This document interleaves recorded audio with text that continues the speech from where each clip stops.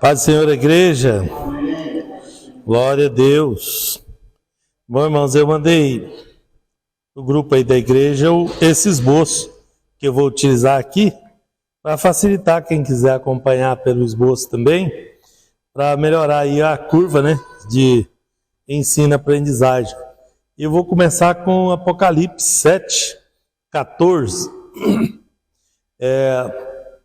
Hoje vai dar tempo só de uma parte, né, do que a gente vai falar, porque o assunto é bem amplo e eu quero detalhar a entrada dele aqui, porque do jeito que nós vamos caminhar agora, vai depender o aproveitamento lá na frente, né, porque tem que entender essa primeira parte para compreender melhor aonde a gente quer chegar. E a intenção é chegar no arrebatamento, né, na grande tribulação, aliás, passado o arrebatamento, chegar na grande tribulação é o objetivo final. Então, em Apocalipse 7, 14, diz assim: e eu disse-lhe, Senhor, tu sabes. E ele disse-me, estes são os que vieram da grande tribulação e lavaram as suas vestes e as branquearam no sangue do Cordeiro. Bom, vocês sabem que tribulação é uma coisa que acontece o tempo todo no mundo inteiro. Mas aqui ele está falando especificamente de um caso. Ele não falou de uma grande, né? Ele falou artigo definido, né? Da grande tribulação. Essa grande tribulação é que vai acontecer sobre toda a terra, sobre todo mundo, né? E para chegar lá, ainda tem algumas coisas que vão acontecer no caminho, né? Algumas coisas que precisam acontecer, que já estão previstas, que vai acontecer, e a maior parte delas não está acontecendo, como muitas pessoas estão falando aí. Eu estou vendo muita gente na televisão e outros lugares aí, já citando versículos bíblicos aí, né? Mas entendendo isso aqui, vocês vão ver que não faz sentido a gente imaginar isso ainda, né? Bom, isso tudo é explicado não só no Novo Testamento, né? Isso vem lá do Antigo Testamento, já foi profetizado, organizado sistematicamente por Deus desde lá e trouxe até nós, porque a revelação é aqui, a preparação é lá, tá? Vocês pegam aí Romanos capítulo 10, verso 4, quem está acompanhando aí no esboço já vai ver, ele é o seguinte, né? Porque o fim da lei é Cristo, para a justiça de todo aquele que crê, tá? Esse fim da lei aqui, não é que a lei termina em Cristo, o próprio Jesus falou disso. Ele falou, eu não vim para excluir a lei, para terminar com ela, eu vim para fazer cumprir. Vocês lembram desse versículo? Jesus disse que veio para fazer cumprir. Então, não é que a lei acabou. Esse fim da lei é a finalidade da lei. Tá? Então, a finalidade do Velho Testamento, a finalidade do Antigo Testamento é Cristo.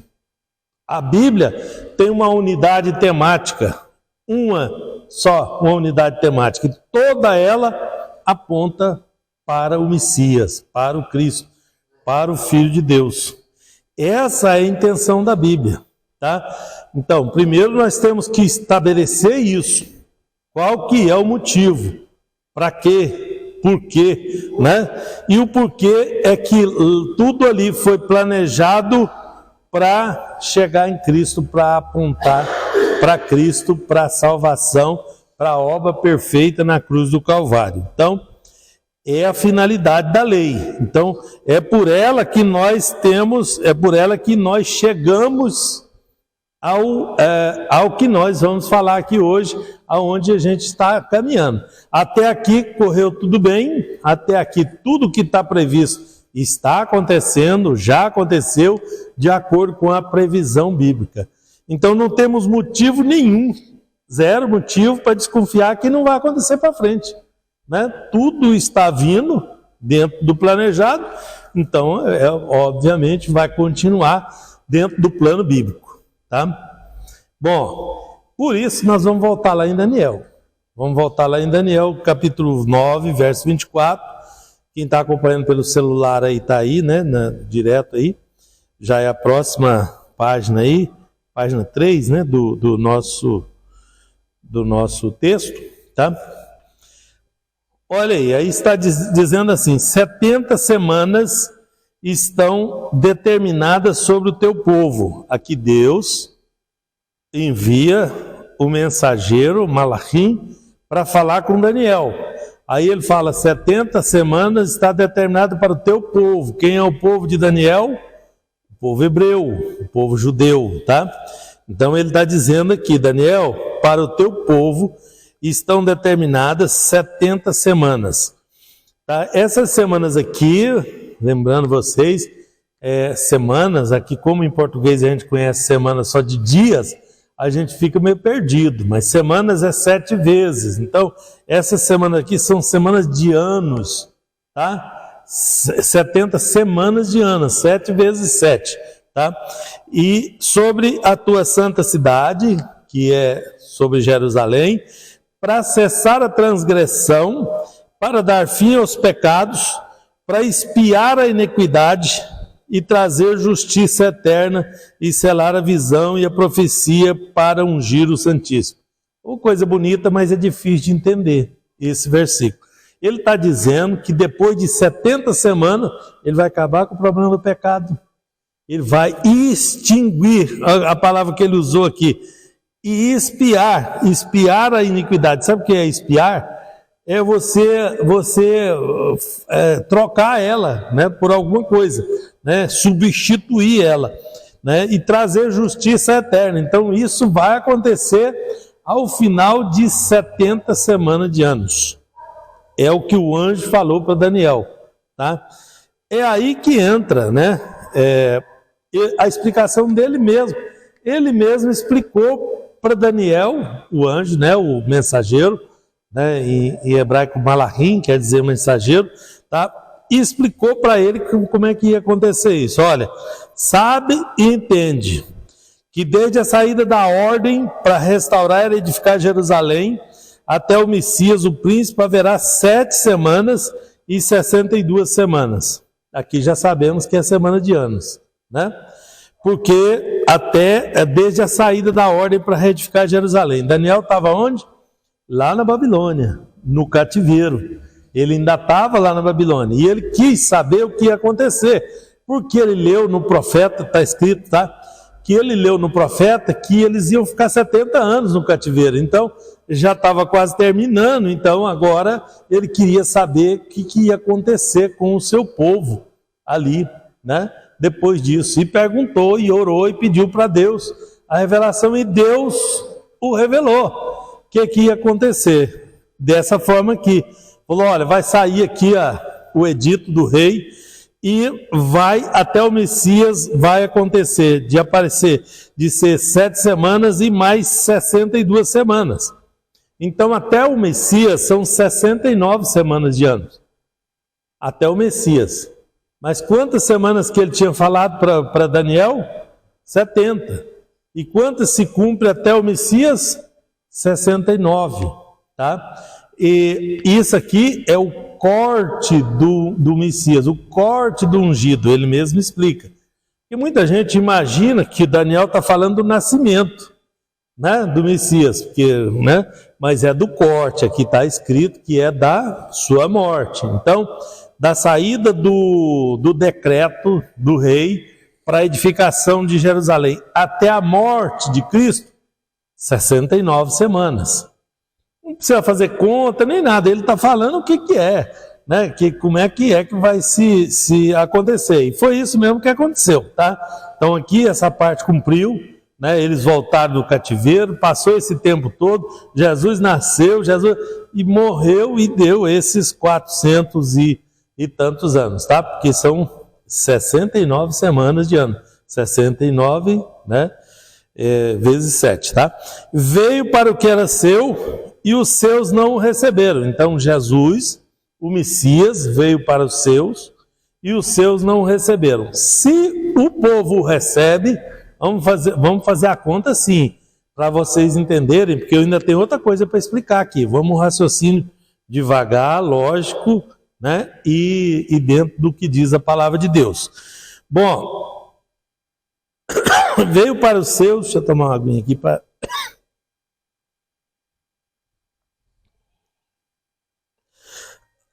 E os seus não o receberam. Vamos imaginar que o povo, né, de Israel tivesse recebido Jesus, tivesse aceitado a vinda dele.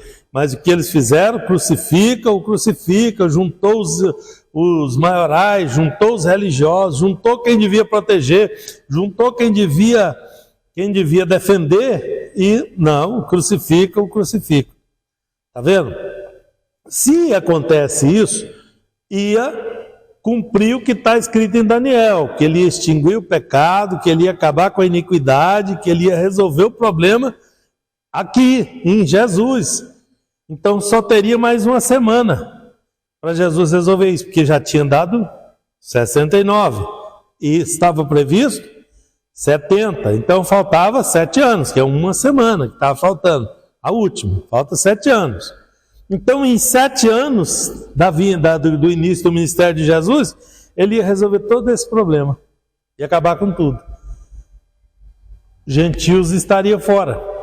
O resto da humanidade estaria fora, se isso acontecesse. Mas não aconteceu. Por quê? Porque eles rejeitaram. O povo de Daniel rejeitou. Aí quando o povo de Daniel rejeitou, o que ele fez? Fundou a igreja. Ele juntou um grupo, né? Jesus juntou um grupo, né? Em Mateus 16, 18, eu estou na página 4 aí do seu material. Pois também eu te digo que tu és Pedro, e sobre essa pedra edificarei a minha igreja, e as portas do inferno não prevalecerão contra ela. Olha bem para esse versículo, que isso aí explica uma parte grande do nosso estudo hoje. Pois também eu te digo que tu és Pedro, está falando com Pedro naquela confissão de Pedro, né? Depois vocês leem o trecho todo, eu já mandei o material para você estudar ele mesmo, tá? Vocês leem o trecho todo, e que pedra é essa que Jesus falou que ia edificar a igreja? Sobre essa pedra edificarei a minha igreja. Se você olhar antes um pouquinho, você vai ver que Jesus faz aquelas perguntinhas, pergunta para os discípulos, quem as pessoas acham que eu sou? Aí um fala que é um profeta, que é outro profeta, cada um fala uma coisa. Daí Jesus olha para os discípulos e fala, e vocês? Quem vocês acham que eu sou? Aí continua a conversa nesse tipo, e aí um olha para a cara do outro, e Pedro fala, tu és o Cristo, o Filho do Deus vivo. Tá bom, essa é a confissão de Pedro. Então qual é a entrada para a igreja? Confessar que Jesus é o Senhor. Onde ele edificou a igreja? Onde ela está edificada? Não é no Pedro apóstolo, está edificado na confissão do Pedro. E Pedro confessou que Jesus é o Filho de Deus. Então, qual era a condição para ser aceito no reino dos céus? Confessar que Jesus era o Senhor. Aí Jesus olha, muito bem, Pedro, sobre essa pedra edificarei a minha igreja. Ali ele estabeleceu a igreja. E todo aquele que confessasse que Jesus era Senhor, fazia parte da igreja. Aqui entra os gentios. São 3 tipos de pessoas que tem no mundo, biblicamente falando, tá? Gentio, judeu e igreja, tá? Quem é o judeu? Todo aquele que é nascido da descendência de Israel. Todo que é descendente de Israel é chamado judeu, porque ficou genérico, né, depois da vinda da volta do cativeiro, chama tudo de judeu. Mas é hebreu, é filho de Israel, tá? Israelita. Então, o judeu é o israelita, de descendência, tá? O gentio é todo aquele que não é descendente de Israel. Todo, tá?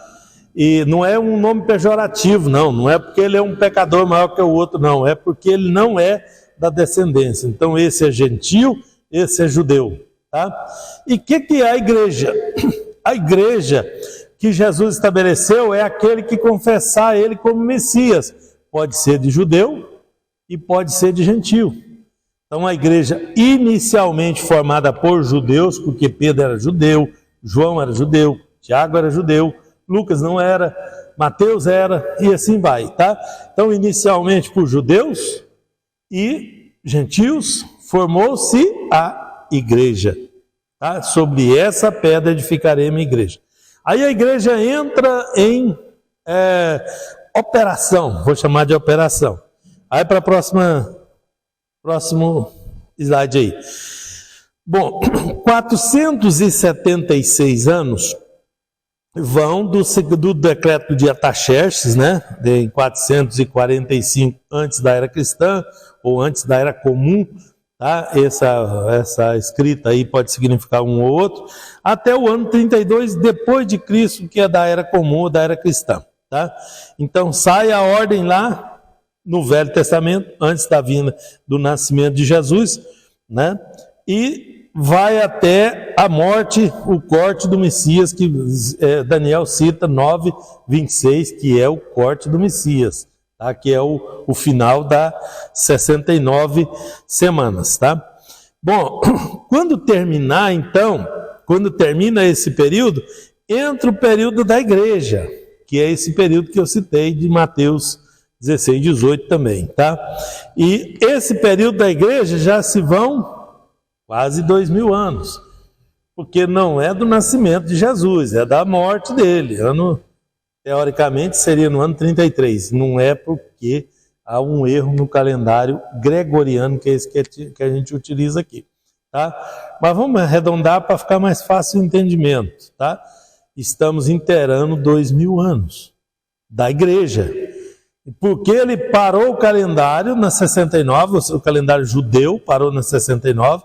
Lembra que Deus falou para Daniel que era sobre o povo dele, que estava prescrito 70 semanas. Eu posso fazer uma pergunta? Pergunte. Não, você falou calendário. Sim. O judeu, qual é o calendário dele? O judeu tem 3 calendários. Tem 3 calendários. Ele usa o calendário gregoriano nas negociações internacionais, no dia a dia também. Tá? Mas o calendário mais utilizado é o calendário adâmico, de Adão. Tá? Esse está no ano 5.785, esse ano. Tá? Então, os judeus têm uma tradição, isso não é Bíblia, é tradição. Eu estou falando como descendente, então tem umas coisas que eu falo da tradição, mas isso não é bíblico, isso está escrito no Talmud lá, judaico, tá? Que a terra foi feita para durar 6.000 anos, tá? A terra dura até 6.000 anos, no máximo, tá? Ela chega a 6.000 anos no máximo, isso é a crença do judeu, tá?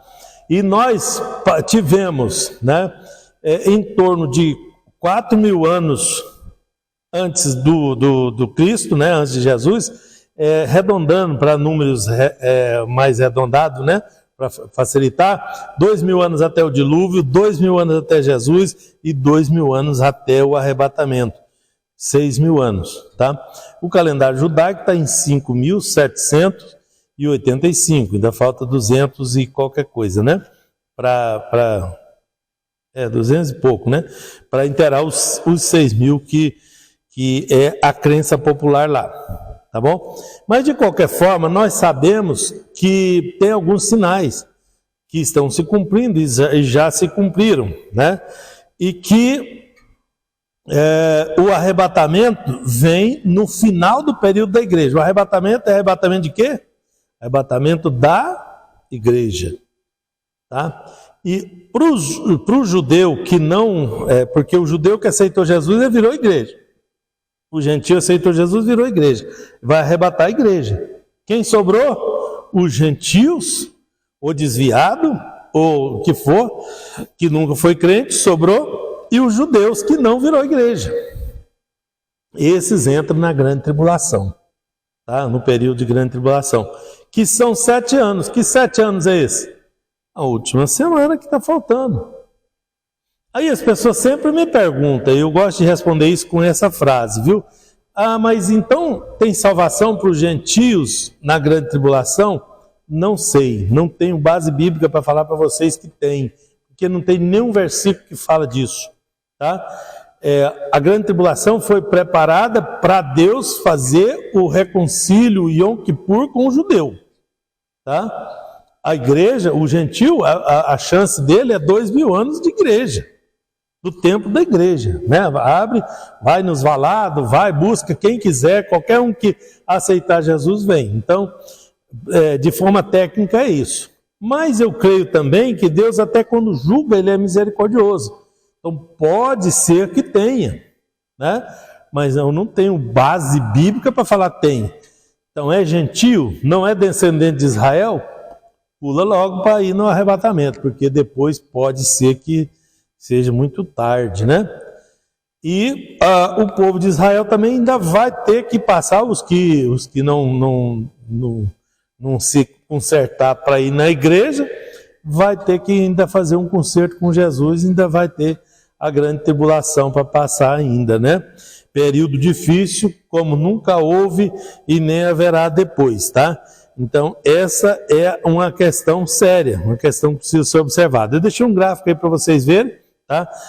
Até onde vai, depois vem o arrebatamento, vem no final do período da igreja, que é no final do período mais azulzinho, mais claro aí, tá? E depois a última semana encerra esse ciclo, e eu entro nessa outra parte lá na frente, depois que a gente passar esse período, porque eu ainda tenho muita coisa para explicar para vocês, para entrar nessa fase, porque tem que ficar bem claro, né?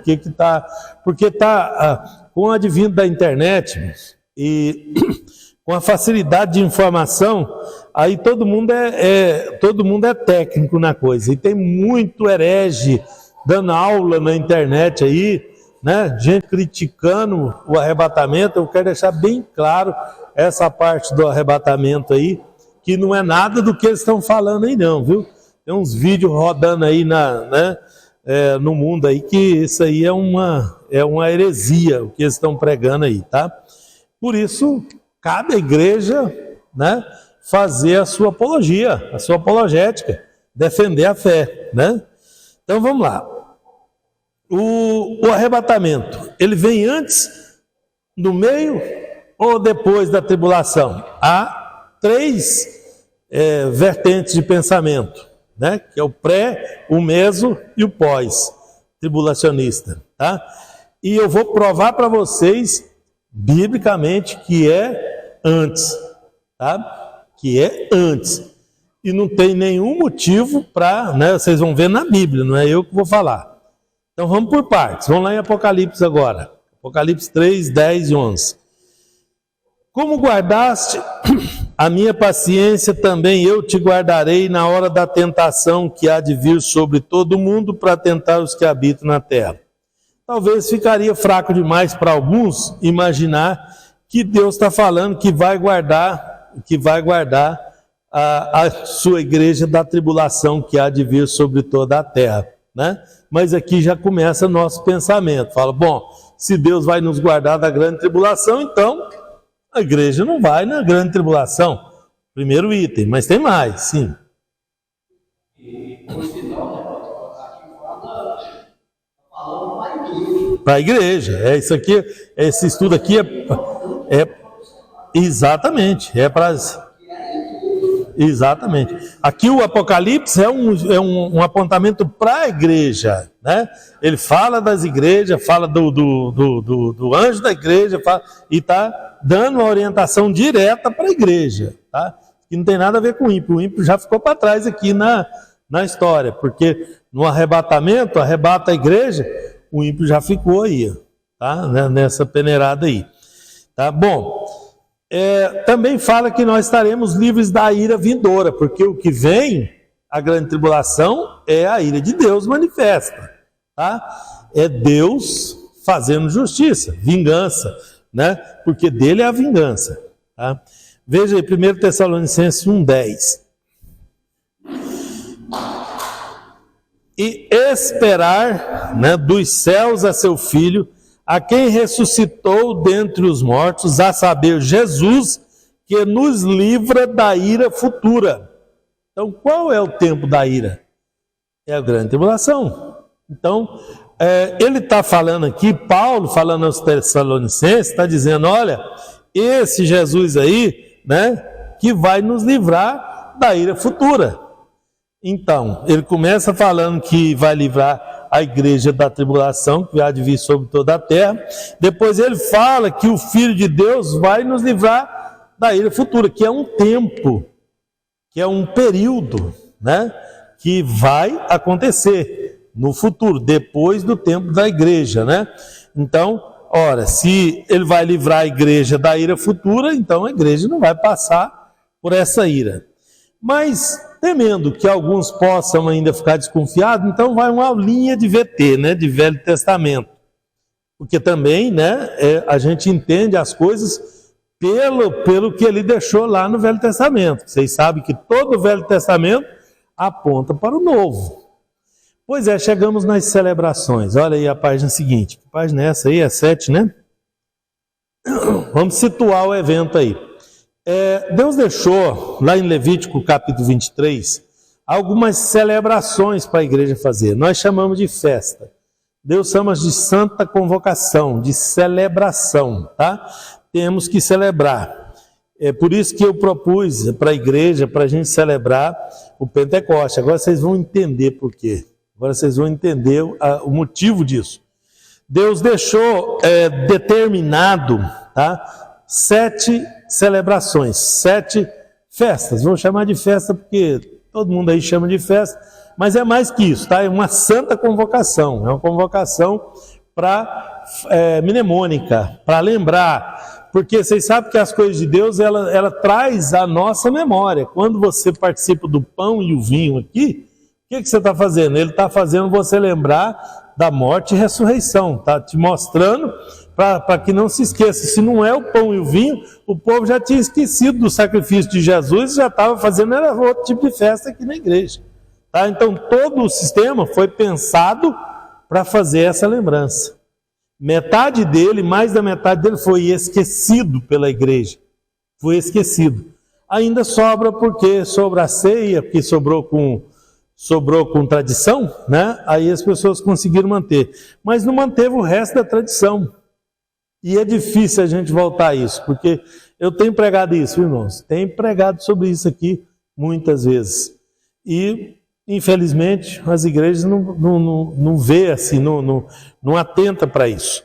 Então, olha, foi dividido em 3 fases. No ano, eles tinham que... Todo mundo tinha que se apresentar diante de Deus 3 vezes ao ano. Está em Êxodo 34, 23, tá? Tinha que haver uma santa convocação 3 vezes por ano e se reunir na presença de Deus. E tinha regras, viu? Ele diz assim: ninguém compareça diante de mim vazio. A pessoa tinha que levar uma oferta, né? A pessoa tinha que celebrar, era um momento de alegria. Vocês sabem que Deus não precisa do nosso recurso, do nosso dinheiro. Ele quer a nossa fidelidade, Ele quer saber o quanto nós estamos comprometidos com Ele, é só isso. Tá? Porque o dinheiro é para ser usado aqui mesmo, não é levado para lá, né?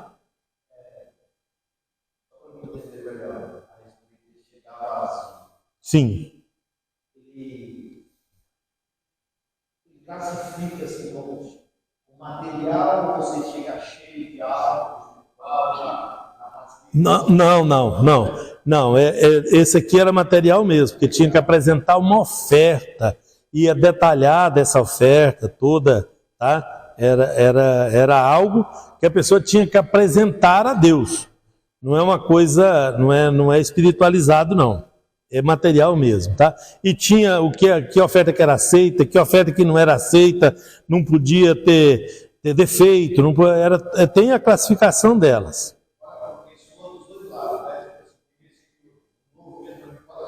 Não. Aqui, para essa festa aqui é isso. Só que essa festa está apontando para uma coisa maior lá na frente, como a gente vai ver, tá? Bom, isso começa com a Páscoa, né? Na primeira festa do ano, na primeira celebração é a Páscoa, tá? Que são 3 dias, 3 festas seguidas, tá? Então, elas são 3 porque elas têm um motivo, né? É a Páscoa. O que a Páscoa nos lembra? A morte do Cordeiro. O Cordeiro morreu. Não precisamos mais matar o Cordeiro. Quando a gente vai fazer a ceia aqui, nós não precisamos botar a grelha aqui, matar o Cordeiro. Sabe por quê? Porque o Cordeiro já morreu. Então, nós celebramos, aí o que nós celebramos? Os pães asmos.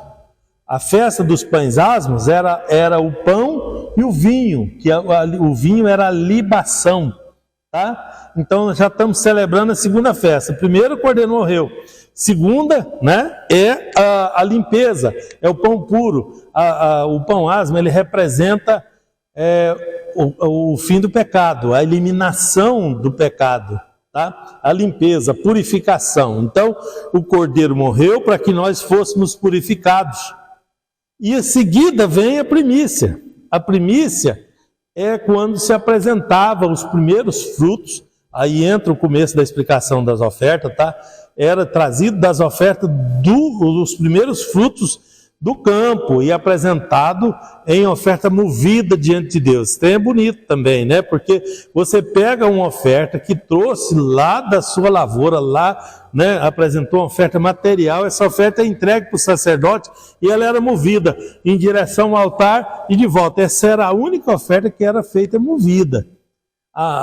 Tinha a oferta que vinha para o sacerdote, tinha outras ofertas também. Essa aqui é específica, porque ela era movida, ela era apresentada diante de Deus, mas era a pessoa que se servia dela.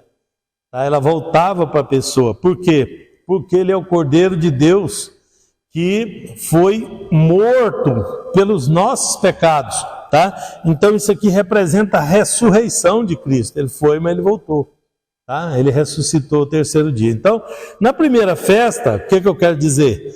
É que nós celebramos a obra perfeita de Jesus no Calvário. Ele morreu, nos purificou e ressuscitou o terceiro dia. 3 festas. Com isso, ele terminou a base. Tá? Lembra que Daniel falou que era no corte do ungido? No corte dele, ele executou essas 3 festas aqui, ó. Essas 3 celebrações. Quando ele morreu 3 dias, né? Passou 3 dias para depois ressuscitar. Na sua ressurreição, ele nos deu nova vida. Né? Nós nascemos de novo ali, porque ele executou e consumou a obra perfeita. Tá? Daí, já foi 3 festas. Daí vem o Pentecoste. O que é o Pentecoste? É a festa da igreja, do período da igreja, que vai durando aí 2000 anos. Então, tudo que se refere à igreja, nós temos que celebrar uma vez por ano, para nós nos lembrar que fazemos parte da igreja, que Jesus morreu e ressuscitou, foi por nós, pela igreja. Então, celebramos isso. Tá? E de novo apresentamos a oferta, e de novo nos apresentamos diante de Deus, e de novo participamos do pão e do vinho. Tá? É outra ceia, né? Que é a ceia do Pentecoste. E essa acontece 50 dias depois da primeira, né? Da primeira festa lá. Mas o que eu estava mais interessado é em mostrar para vocês a última celebração. São as escatológicas, elas estão na ordem também. No primeiro dia se celebra essa no mês de setembro, olha, a primeira no mês de abril, a outra 50 dias depois, mês de junho, né, de mais ou menos, né? E a outra é lá no mês de setembro, tá? Lá mais no final do ano. Então, dentro do ano você celebra 3 vezes, porque está toda a obra escrita aqui, ó. O final das 69 semanas, o período da igreja, que é o Pentecoste, e a entrada da grande tribulação, que é as escatológicas, que são 3. Começa com trombetas. Trombetas é o quê? Chofar. Chofar é feito de chifre de carneiro, tá? Originalmente é uma buzina feita de chifre de carneiro. Então, a festa das trombetas, essas trombetas são de chifre de carneiro. Ela pode ser feita de animais limpos também, tá? É importante saber disso, porque ela representa o final da igreja, tá? E onde é que está isso? De novo, vou voltar lá na tradição judaica, tá? Está no Talmud também, está escrito no Talmud. Que naquele dia que Abraão ofereceu o seu filho Isaque, o pai dos que creem, quando inicia a operação de fé, que foi ali no ato de Abraão oferecer o seu filho, ele é declarado pai dos que creem, que naquele dia o chifre do carneiro que foi encontrado lá preso nos arbustos, né? Que Deus tocou um dos chifres e guardou o outro para tocar naquele dia do arrebatamento. Essa é a tradição lá que fala, tá? Está escrito nos escritos antigos dos sábios judeus, que os 2 chifres do carneiro, um foi tocado naquele dia, que começa o período de fé, e o outro vai ser tocado naquele dia, que vai terminar o período da igreja. Tá? Então, ela termina aí. Se a primeira festa é a festa das trombetas, então é pré-tribulacionista. Porque a festa seguinte, que é a festa do Yom Kippur, que é a festa seguinte, que é a festa da expiação, Deus vai fazer a expiação dos pecados dos judeus, depois da trombeta. Então aqui fica claro a ordem. E depois da trombeta, o que vai acontecer? Depois da expiação, a expiação é a última semana, é 7 anos, tá? E aí a última festa, a última celebração, as cabanas, né? Nós chamamos de cabanas lá no hebraico, mas é a festa dos tabernáculos, nas traduções que você vai ver aí, tá? A festa dos tabernáculos aponta para o milênio, é quando Deus vem tabernacular conosco, quando Jesus vai voltar e vai morar junto conosco e vai governar por 1000 anos nesse mundo. Então agora sabemos onde vai acontecer o arrebatamento, ele vem antes da expiação, porque são períodos distintos. Se lá na primeira festa aconteceu na ordem, primeiro morre o cordeiro, depois os pães asmos, depois as primícias, e tinha uma ordem para acontecer e aconteceu isso, então aqui não tem por que a gente inverter. Então eu vou botar a expiação antes das trombetas? Né? Então não é eu que faço isso, está escrito na ordem na Bíblia. Levítico 23, as 7 estão juntas. O único lugar na Bíblia que as 7 estão perto é ali, tá? E ainda tem o sábado, mas o sábado eu gasto mais 2 aulas dessa para explicar para vocês como é que funciona a questão do sábado, tá? Então deixa ele fora dessa história aqui, de hoje, né? Dessa de hoje, mas disposto também a falar sobre ele depois, tá? Então agora já sabemos que o que vem pela frente, nós estamos no período da igreja. O que vem depois da igreja? Trombeta. O que é a trombeta? Arrebatamento da igreja. Depois da trombeta, esse aqui é rapidinho. Aí vem a grande tribulação, que é o período da expiação, o período que Deus vai fazer o concerto com os judeus, né? Meio na força, meio na pressão, né? Porque Deus tem misericórdia, porque Deus prometeu que ia fazer isso, né? Merecer não merece não, porque se merecesse aceitava Jesus agora no tempo da igreja, né? Não é por merecimento não, é por misericórdia, sim.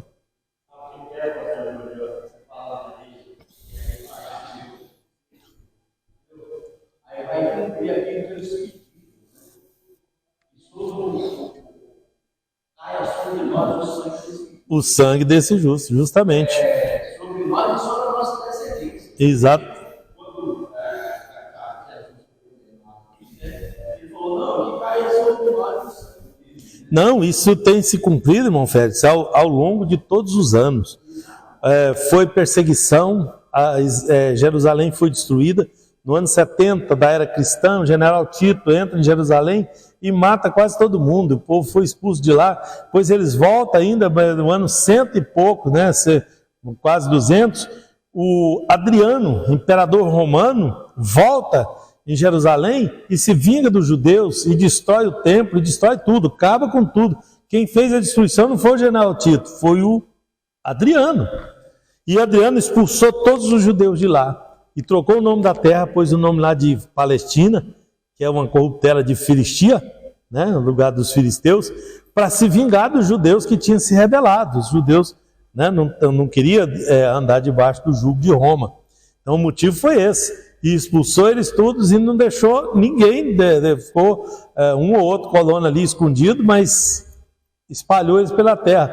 E desde então o povo judeu tem andado errante pelo mundo, tá? E aí formou-se colônias na Alemanha, formou-se colônias na Espanha principalmente, em Portugal, em vários lugares da Europa, na Ásia Menor, no Egito, no norte do Egito, tá? No Marrocos, na Líbia, para todo lado lá tem colônias. Mas isso tudo também, eu estou falando isso para mostrar para vocês o quanto Deus é misericordioso, né?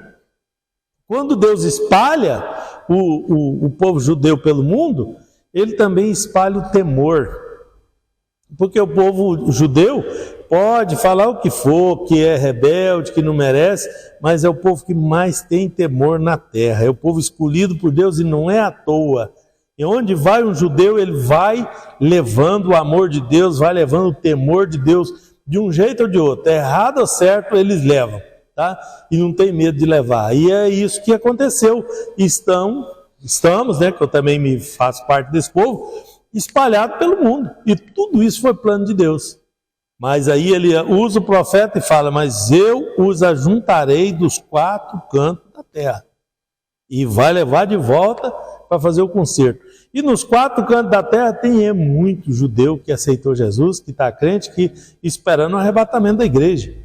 Mas tem muitos também que não se enquadraram nisso e que vão para o Yom Kippur, que é o dia da expiação que há de vir depois do arrebatamento.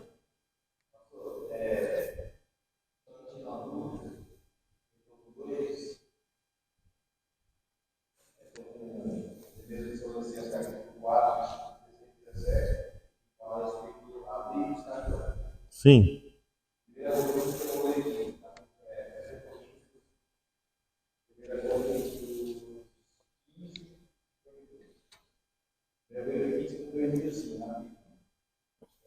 Num lado, também que repete, num momento, num abrir e fechar de olhos, antes da última trombeta, porque a venda soará e os mortos ressuscitarão, e incorruptíveis e nós seremos transformados.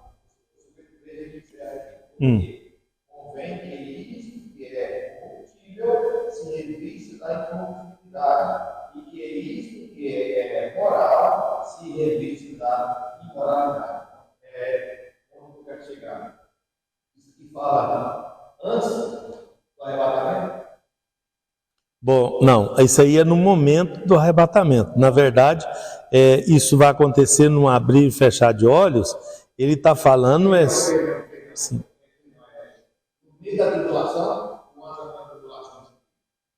Bom, não, isso daí, ele está falando da iminência da volta imediata do ato que vai voltar. Então ele vai ser uma coisa rápida, mas não é tão rápido assim, porque lá mesmo no texto fala que aquele que estiver no telhado não desça para pegar alguma coisa, então vai ter um momento de escolha. A gente prefere que seja assim, vai vir um Senhor lá e pá, e nos arrebata, e pega nós sem falar nada, sem questionar. Mas não é assim, né? Acontece que quando ele vier e acontecer o arrebatamento, nós vamos ter ainda um momento de escolha. E aí o perigo de escolher errado, né?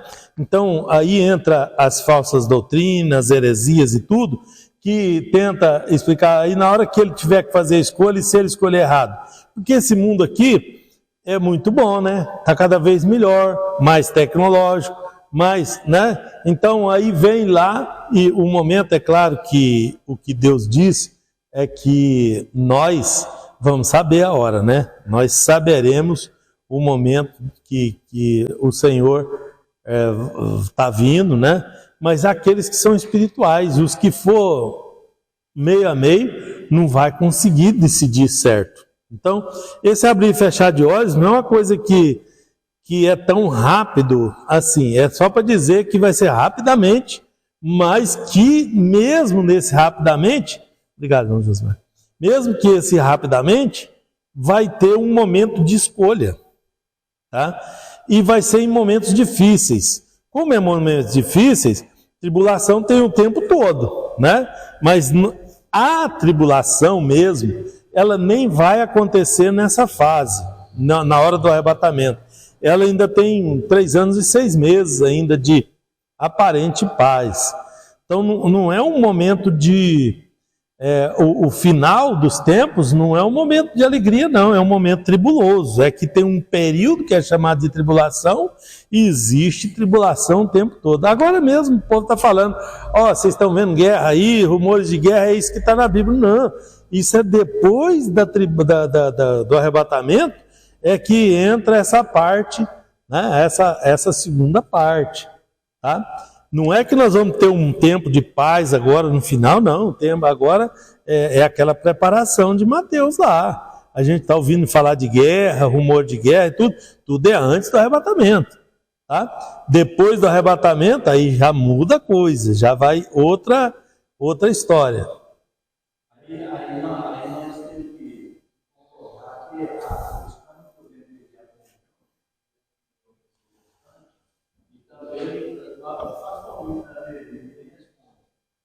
nós estamos no princípio de dores, aquilo que Jesus falou. Pois é, nós não temos como saber se já é o princípio de dores. Por quê?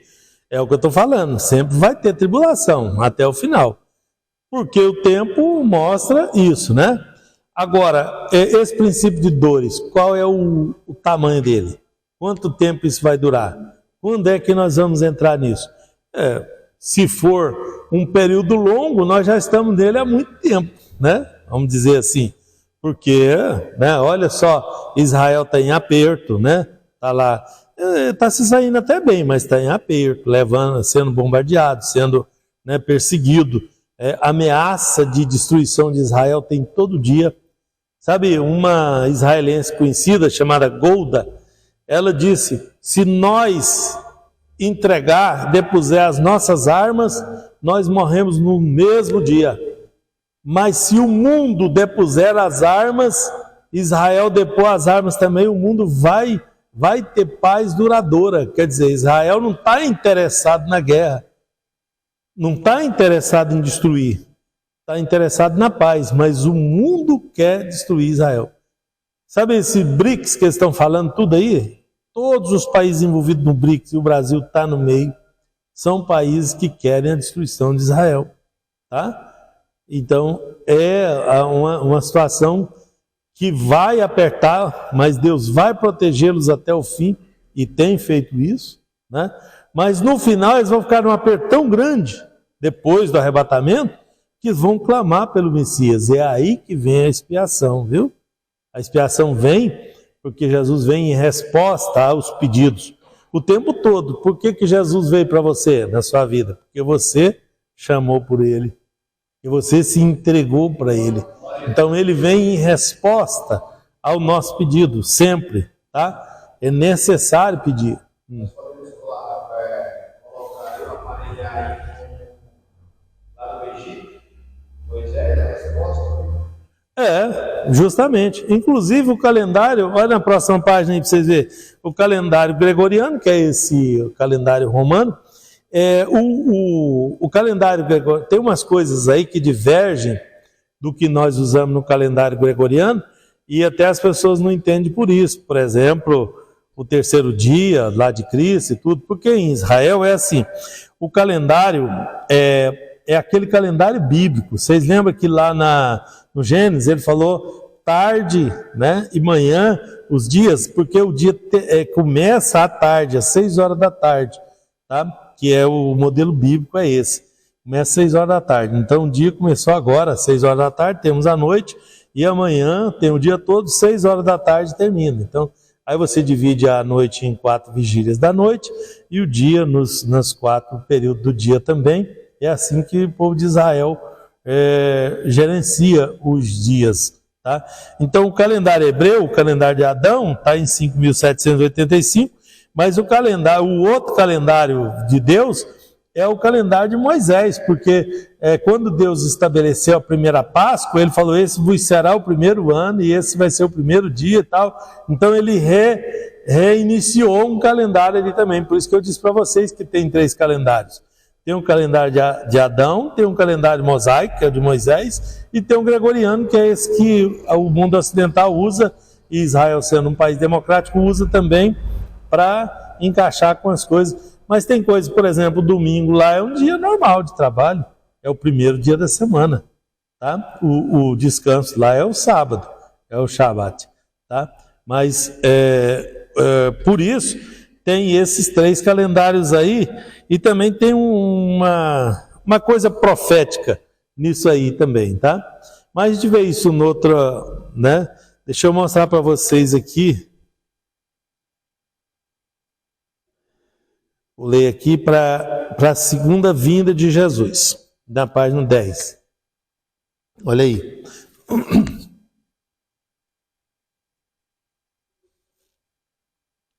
que eu vou fazer? Eu vou dar uma pincelada geral hoje, depois eu vou detalhando. Na outra aula, a gente, se for o caso, a gente detalha um pouquinho mais. Tá bom? Segunda vinda de Jesus. Bom, a segunda vinda de Jesus, qual foi a primeira vinda dele? Foi quando ele veio em carne, né? E morreu, ressuscitou ali, a primeira vinda, tá? A segunda vinda vai ser agora no final das celebrações. Então, primeira vinda lá na primeira festa, segunda vinda aqui na última festa. No meio temos a igreja e temos as duas aqui. A vinda dele aqui, ele morreu e ressuscitou aqui na primeira festa. Na segunda vinda, aí ele vem no arrebatamento, né, e retira a sua igreja e tal, e vai ter as celebrações. É isso que eu quero explicar para vocês. Duas vindas. Uma no início das festas, outra no final. Está vendo que tudo encaixa lá com o Velho Testamento? Tudo tem um porquê, tudo tem uma ligação. É só ligar os pontos, tá? É só entender o que ele colocou lá e trazer para cá. Não tem nada lá que não se encaixe aqui. Pode ser que eu não consiga entender, mas aí o problema já é meu, não é da Bíblia, né? Não é da palavra. Eu é que tenho que achar o tesouro que está aí escondido nessas páginas aí. Isso é um tesouro inesgotável, tá? A segunda vinda de Jesus vai acontecer em duas etapas. A primeira etapa é essa que ele vem, né, para o arrebatamento, ele vem até o céu. É aqui que está a confusão, porque os hereges que estão pregando contra o arrebatamento estão usando só esse trechinho de 1 Tessalonicenses para falar, e não é só isso, né? É muito mais que isso, né? Por isso que cabe a nossa defesa aqui. E eu volto detalhando isso depois também, mais detalhado para vocês. Tá? Mas hoje vou dar uma pincelada geral, porque a gente tem que entender o negócio geral, porque senão a gente nunca vai entender o todo. Né? Olha o tanto de coisa que nós tivemos que montar ali para chegar aqui no arrebatamento, né? Para chegar aqui nesse momento da segunda vinda. Tá? Que tudo é importante, que a gente tem que compreender, porque o que a gente não entende, a gente não defende, o que a gente não entende, a gente não ama, o que a gente não entende, a gente não se joga. A gente não faz o que a gente não entende. A gente tem que entender.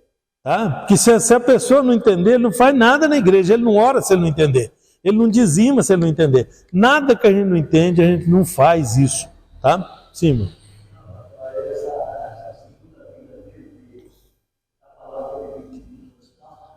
Sim. Aí nós podemos colocar como três vindas. Essa segunda vinda vem na igreja. A terceira vinda já vem com o milênio. Não é a terceira, não. É a segunda em duas partes. Essa é a segunda parte. Ele vem para Israel, né? E para começar o milênio. A primeira já veio. Agora, essa vinda em duas partes. A primeira é o arrebatamento.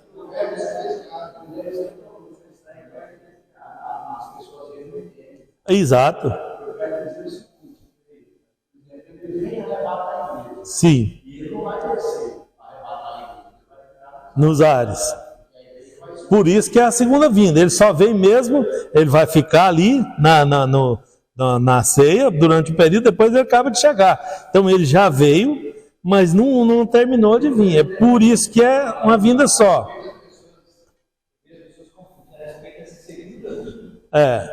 Exato.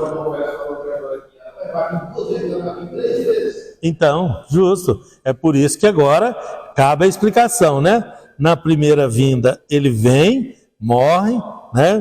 Vem ali, faz a obra dele, nasceu e tal. Ele veio e foi para a morte. Primeira vinda.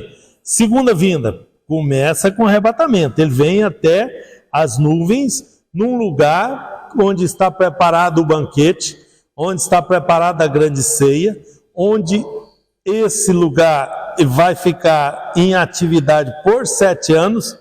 Essa é a última semana de Daniel. A última semana para nós é lá, A última semana, para quem não for, é cá. Mas é uma semana onde Jesus vai estar ali, não lá no céu. Ele vai estar ali com a igreja, com o seu povo. Isso começa por aí. Começa por aí.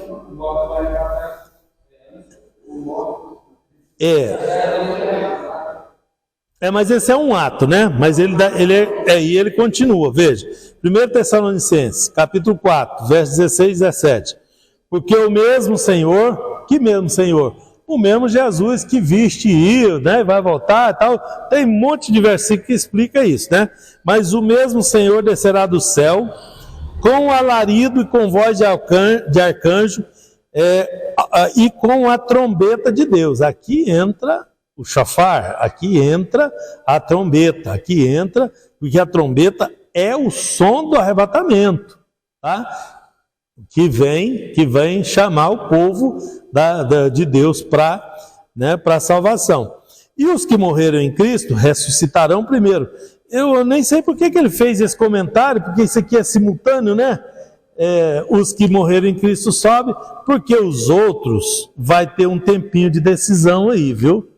É bom a gente observar isso, porque tem muitos pregadores falando, né, que o negócio é meio automático. Até eu vi uma ilustração bonita de uma professora de escola bíblica dominical. Ela era para fazer uma ilustração, ela pegou um prato, encheu de areia da construção da igreja, colocou ali, e colocou fósforo, palito de fósforo, uma porção de palito de fósforo, e colocou no meio pregos da construção também, da igreja, um monte de prego, aí ficou cheio de prego e de fósforo, né?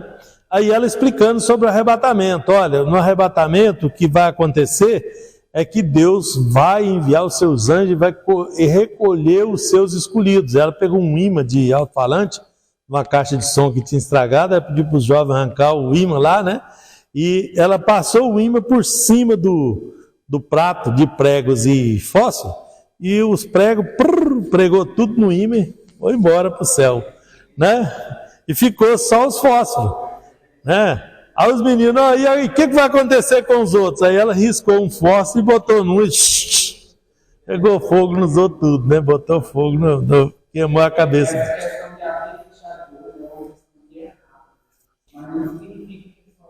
Porque aqui mesmo está falando. Porque as pessoas, não, mas um piscar de olho é muito rápido. Mas por que ele falou que os mortos ressuscitarão primeiro?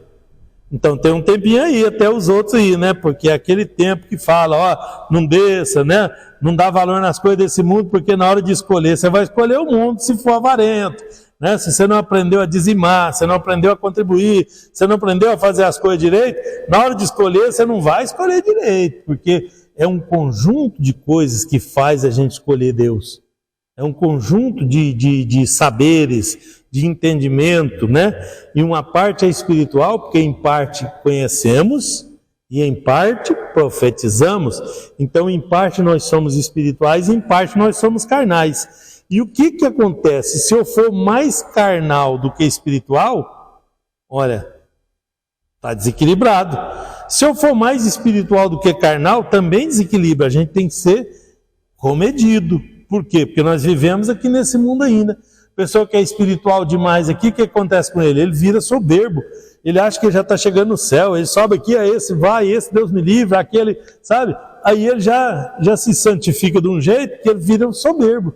Então, nem aqui, nem aqui. Nós temos que ter um equilíbrio. Enquanto estamos nesse mundo, somos carnais e somos espirituais. Não podemos esmorecer de nenhum lado. Principalmente se for mais carnal do que espiritual, porque aí ele, na hora de escolher, ele pode escolher errado, né? Esse desequilíbrio é uma orientação. Exatamente isso, tá? Sim. Nessa questão de arrebatamento O Mateus 24. Ele vai igreja ou ele vai O Mateus 24 é uma preparação para o arrebatamento, e está todo mundo no meio. Não teve o arrebatamento ainda, então todo mundo está no meio de guerra, rumor de guerra, e pai contra filho, filho contra pai, aquilo tudo é antes do arrebatamento, então é para todo mundo, É geral. É porque aqui, no texto, sempre aqui em Mateus 4, no versículo 29 ao 31. O que ele diz? No 29. E logo depois da aflição daquele dia, o sol escurecerá, a lua não dará sua luz, as estrelas cairão do céu e as potências do céu serão abaladas. Aí fala, então aparecerá no céu o sinal do Filho do Homem. Uhum. E a gente Isso aí já pulou para outro período da frente já. Porque esse período aí tá já no período dos selos, das trombetas, e quando o sinal do Filho do Homem vier, aí já é a segunda parte da vinda dele. Então isso aí já entrou na outra parte.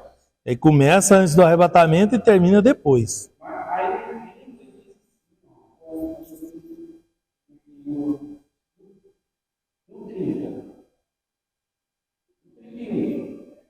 E ele enviará os seus anjos com clamores de trombeta, os quais ajudarão os seus espíritos desde os 4 mundos, uma outra extremidade do sol. Sim.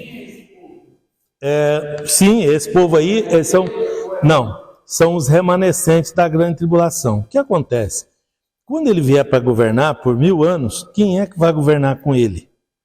A igreja, porque a igreja, na segunda vinda, ele vem. Eu ia chegar lá nesse, né? Mas já te respondendo, e quando ele vier, ele vem com a igreja. O que é a igreja? Qual vai ser a função da igreja nessa hora, na vinda dele?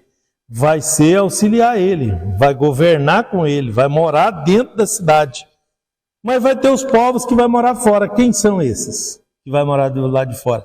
São os que você está me perguntando, são os remanescentes. Porque durante a grande tribulação vai se salvar pessoas ali, entendeu? Que vai ser separada, que não vai se dobrar, né? Essas pessoas é que vão povoar a terra, que vai criar as cidades na terra, que vão morar por 1000 anos, e por 1000 anos vai encher a terra de novo. E a igreja vai estar assistindo a essas pessoas, vai estar governando com Cristo. Só o povo da igreja entra na cidade santa. Então, esse quando colocar no terceiro evento. Porque aí já é o milênio. Quando colocar assim, no terceiro evento. O terceiro evento já é a entrada do milênio. Na verdade, essas pessoas aí são... Primeiro, o nascimento de Cristo, primeiro. Arrebatamento. Não. A segunda vinda dele, a segunda parte da segunda vinda dele, é essa que ele volta com a igreja. Eu vou chegar lá. Que é esse período aí, ó. Não, ele vem, é porque ele já estava nas nuvens. Ele vai vir e todo olho verá. Ele vai vir das nuvens para baixo. Entendeu? Vai permanecer. Exato. E vai cumprir isso aí depois. Exato. E depois, quando ele vier, que ele vem com poder e grande glória, aí vai ter o sinal do Filho do Homem, aí que ele desce. Aí ele desce dali, das nuvens, só até aqui. Ele não voltou lá para o céu. Ele não retornou para lá. Ele faz parte da segunda vinda. Ele vinha aí com poder e grande. Isso tudo é considerado um evento só, porque é uma festa só. As 3 últimas festas é uma festa só, até entrar no milênio. Então podemos colocar esse aqui. 1 Tessalonicenses 4, versículo 15. Dizemos a vós, pela palavra do Senhor, nós, os que ainda estamos vivos, quando o Senhor voltar, não iremos ao encontro dele antes daqueles que já morreram. Então, quer dizer, Exato. Nossos homens que vai ir, então as coisas vão acontecer. Exato. E lá, veja que os mortos vão ficando de lado. Os mortos que morreram sem Cristo lá atrás, onde estão? Estão guardados. Não vai haver ressurreição. Aí os mortos durante a grande tribulação vão para o mesmo lugar, não vai haver ressurreição. Só vai os que ficarem vivos, porque a Bíblia cita que eles vão ficar guardados num lugar, esses remanescentes da grande tribulação, vão ficar guardados num lugar que ele fala que é como se fosse debaixo do altar, ou seja, debaixo da proteção de Deus, eles vão ficar ali e vão ficar para entrar no milênio. E os outros todos vão ficar num lugar, eles só vão ressuscitar no final do milênio, para o juízo final. É por isso que lá fala exatamente, esses daí são os que vieram da grande tribulação.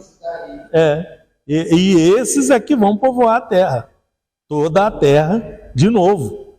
E no final desse período, ainda solta o diabo de novo. Por quê? Porque senão fica injusto. Nós fomos provados, nós fomos tentados, Satanás, né? Aí os que vêm para a grande tribulação e vai nascer muita gente. Aí os que nasceram durante a grande tribulação vão viver os 1000 anos. Porque não vai ter morte, né? Vai viver 1000 anos. Aí quando chegar o final dos 1000 anos, aí solta o diabo de novo. Jesus se recolhe, solta o diabo para tentar os que nasceram durante o milênio. Também, para ficar justo. Equitário, né? Para equilibrar o negócio.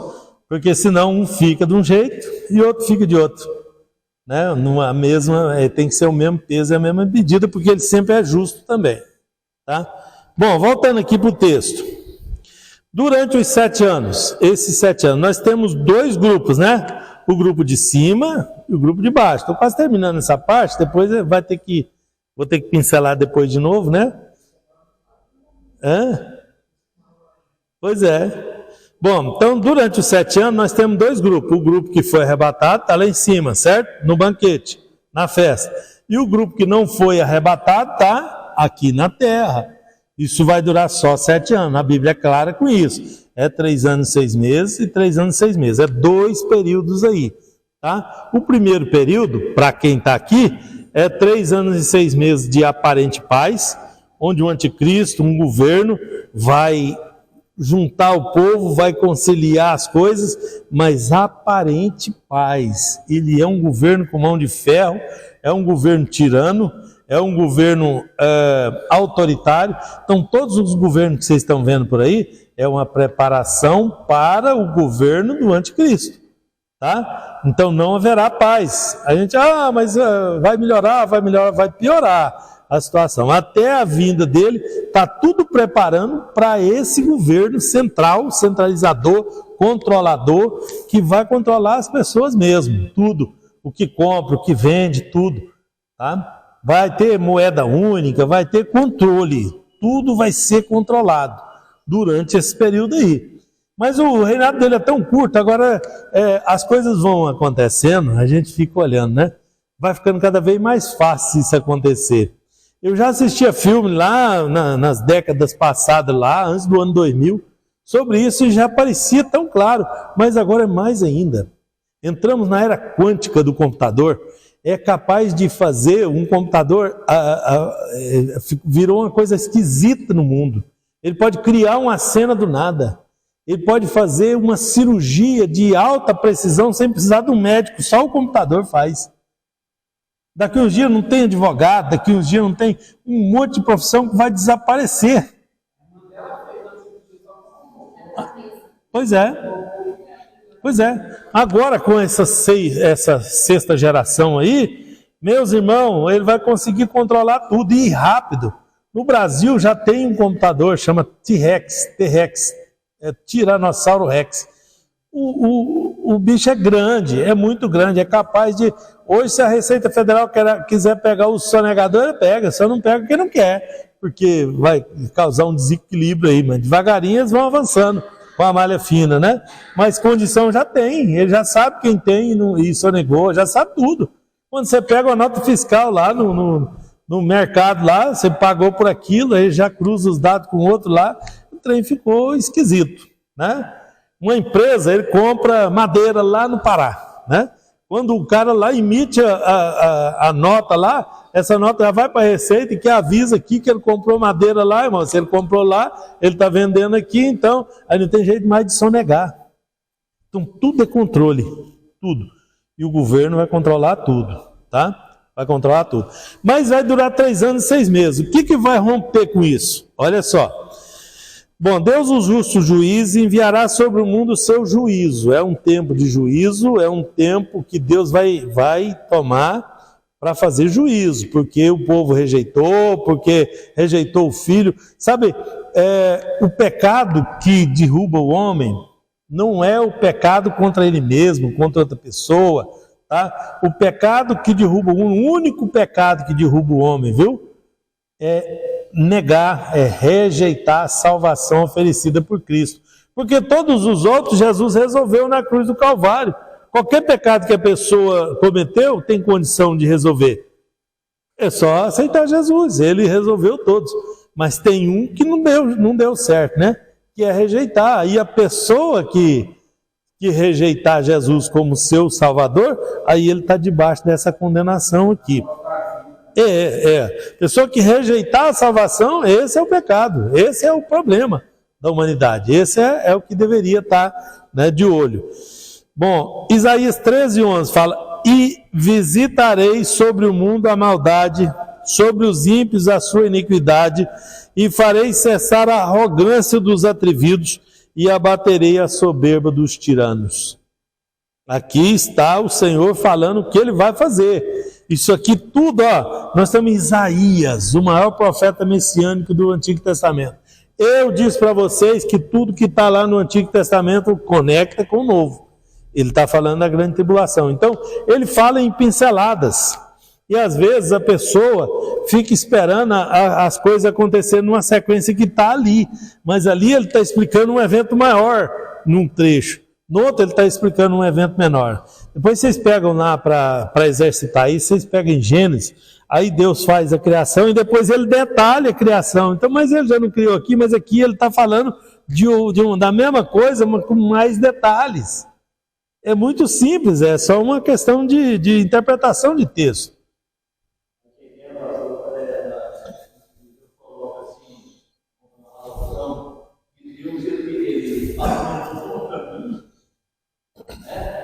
E desse caminho que ele pavimentou, foi colocar as estações. Por isso que a profecia tem profecia que ela vai se cumprir desde o princípio. E ela vai acabar de se cumprir. Exatamente. É isso mesmo. Então, a gente tem que entender na Bíblia é o todo. Porque as partes, elas estão espalhadas ali, aí a gente junta os pedaços. É assim que funciona, tá? Por que Deus fez assim? Justamente para que eles, a Bíblia fala eles lendo, vejam, não entendam, né? Não compreendam e sejam salvos junto com os outros. É uma coisa misteriosa isso, né? Ele falar desse assunto nesses termos, né? Eu achei interessante isso, né? Bom, sobre a divisão da grande tribulação aqui, para quem está aqui embaixo, estou falando da turma de baixo por enquanto, hein? Da turma que não foi o arrebatamento. Lá é outra coisa, eu explico na outra aula, tá? E ele firmará aliança com muitos por uma semana, tá? Então, o inimigo lá, o anticristo, ele vai firmar uma aliança com as nações por uma semana, né? Por 7 anos, vamos dizer assim, uma semana de anos. Fará cessar o sacrifício e a oblação. Na metade da semana, fará cessar o sacrifício e a oblação. O que vai acontecer é que Israel vai restabelecer o culto lá. Eu sempre falei, olha, essa guerra ainda vai acabar devolvendo o templo para Israel. Israel vai retornar ali, conforme a profecia do Velho Testamento. Por quê? Porque eles vão retornar para o sacrifício e a oblação lá. Acontece que na metade da semana o anticristo faz um acordo com Israel. Falou, não, ele quer governar de Jerusalém. Olha bem o que eu vou falar para vocês agora. Porque vocês vão ver outra, né? Tem muita gente que não consegue falar sobre isso, porque eles não têm essas informações de tradição de lá e outras coisas, tá? Bom, o que acontece é que ele vai querer governar de lá, de Jerusalém. Porque quem é que dirige o anticristo? É o próprio demônio. Então, o que o diabo quer? Ele quer parecer Cristo. Está escrito na Bíblia. Ele quer assentar no trono de Deus. Mas ele vai ver que mexer com Israel não vai ser uma tarefa muito fácil. Então, ele vai fazer um acordo com Israel. Ele vai governar o mundo, mas de outro lugar. Mas a vontade dele é governar onde? Jerusalém. Por quê? Porque é a cidade do grande rei. Porque é o lugar de Deus na terra. Tá? Então, é de lá que ele quer. Mas, para conseguir a governabilidade, ele vai aceitar, né, sei lá, na Europa, Nova York, ele vai escolher um lugar no mundo, vai governar de lá. mas por 3 anos e 6 meses. Quando é 3 anos e 6 meses, aí volta para esse versículo 27 aqui. Ele vai romper o acordo que ele fez com Israel, o anticristo, e vai tentar colocar a abominação do lugar santo. Ele vai querer colocar o trono dele lá. É nesse momento que vai acontecer a catástrofe da mudança de chave. Aí passa da aparente paz para uma tribulação total. O momento da tribulação inicia com o anticristo colocando o trono dele no lugar que está fazendo a oblação, no lugar do trono de Deus. Onde é o lugar do trono de Deus? No Santo dos Santos, onde ficava a Arca da Aliança. Então, simbolicamente, ele quer governar de lá. Por quê? Porque ele quer ser Deus. O negócio do diabo é que ele quer ser Deus. Ele quer mandar igual a Deus. E ele está pensando que ele, né? Quando Jesus morreu na cruz do Calvário, ele pensou que tinha ganhado, fez festa. Teve festa no inferno, mas ele não entendeu o projeto, né? E Jesus foi ganhar dele ali, né? Porque ganhou a salvação para os outros e ele passou nessa. E vai acontecer de novo lá, mesma coisa.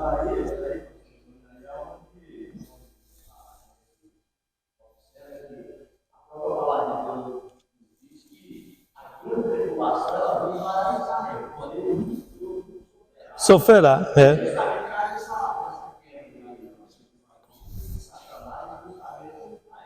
Exato. Vai quebrar. E o que vai acontecer, olha o versículo, é bem claro, né? Explicando, entendendo as coisas que estão acontecendo, aí vai clareando, né? Olha que ele fala na segunda parte aqui. E sobre a asa, que aí já é outra sentença, tá? Até no ponto e vírgula é uma sentença, é onde ele quebra a aliança, né? E aí quebrou a aliança, aí começa.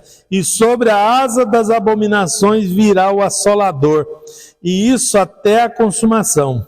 E o que está determinado será derramado sobre o assolador. Aqui está parecendo muito cifrado, tá vendo? Mas é o que vai acontecer. Aí entra a grande tribulação. Por quê? Porque ele provocou a ira de Deus. Na hora que ele se assentou, que ele colocou o trono e contaminou o Santo dos Santos. Tá? Podemos colocar aqui sem prova como exemplo. Deus livrar Noé.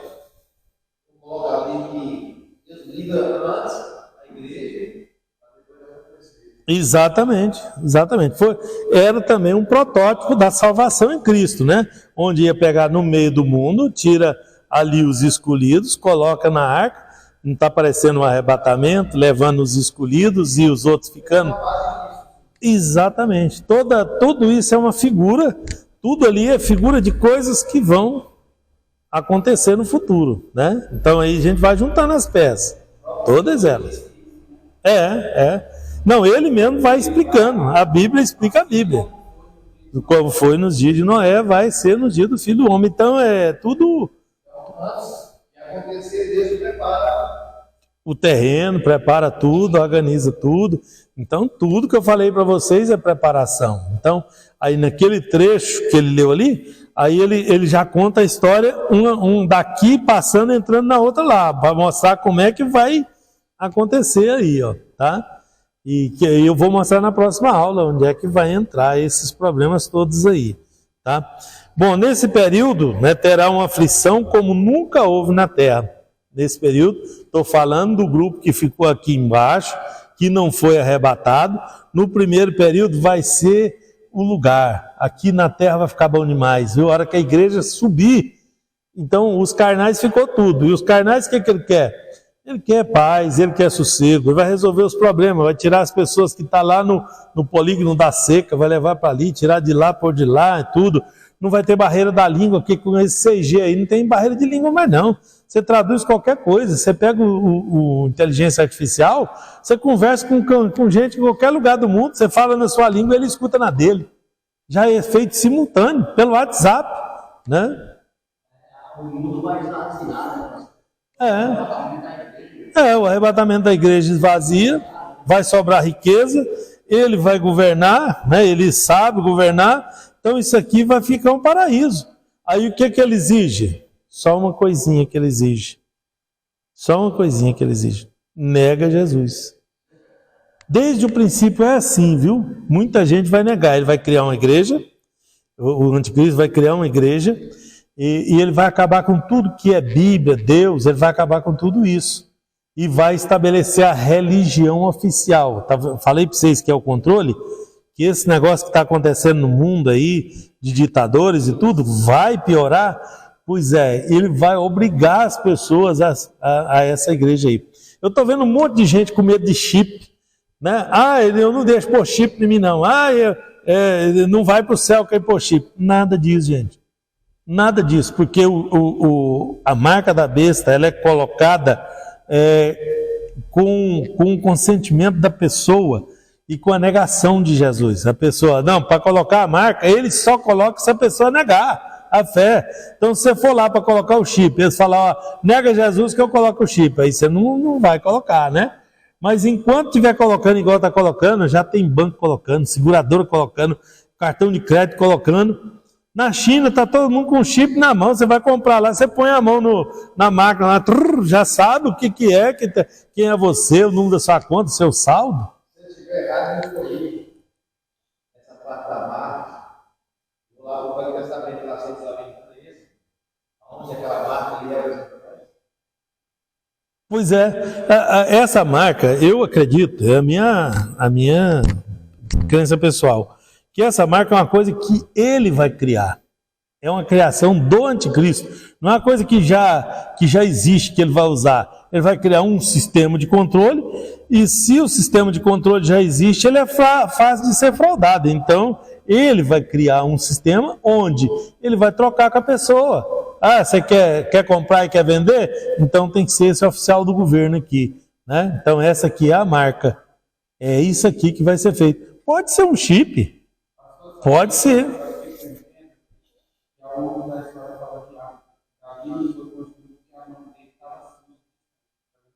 A mão é onde a gente age. É o que a gente faz. E a mente é o que a gente confessa. Então, sabe que eu vejo que essa marca é quando... É profética também, né? Você quer você quer aderir ao governo, aí com a mente você confessa que é, e com a mão você pega e fala, justamente. Então, com a mão você pegou e com a mente você aceitou. Então, se a pessoa... Vocês viram que se a pessoa for obrigada, não vale? Então, se o anticristo pegar a pessoa, enfiar o chip nele, enfiar a marca nele à força, aí não vale, porque ele não negou. Então, ele vai do mesmo jeito. Então, a questão dele é prender as pessoas, né? É tirar as pessoas da religião. E para tirar, ele só tira se a pessoa confessar. Se a pessoa... Agora, ele vai oferecer condições boas, igrejonas, né? Vai ter, você quer cantar? Vai ter música, vai ter gospel, vai ter tudo isso. Vai ter igreja de boa qualidade, que ele que vai, né? Vai ter estátua lá que vai falar. Imagina hoje com o holograma que a pessoa é capaz de fazer, está tudo pronto, gente. Está tudo pronto. A questão é que tem o seu tempo, né? Agora é uma preparação, que pode ser o princípio das dores, né? Que já pode ser o período do princípio das dores. Exatamente.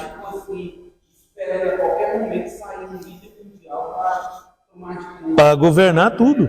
Porque daqui a pouco não vai ter mais emprego, porque vai ficar muito barato as coisas. Vai ficar tudo barato demais. Porque o computador vai fazer tudo a um custo muito baixo.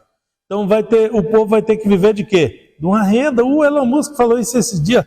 Vai ter que ter uma espécie de salário mundial para dar para as pessoas, para as pessoas viver, para controlar as pessoas. Não é o programa de governo da Agenda 2030?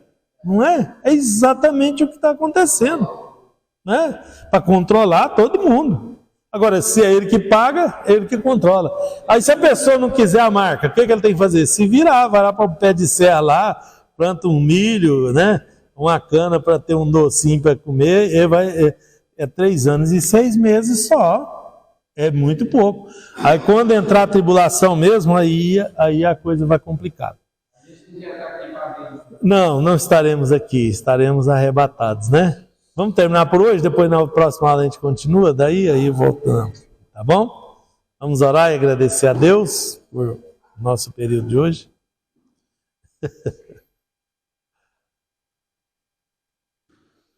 Ora aí, missionária.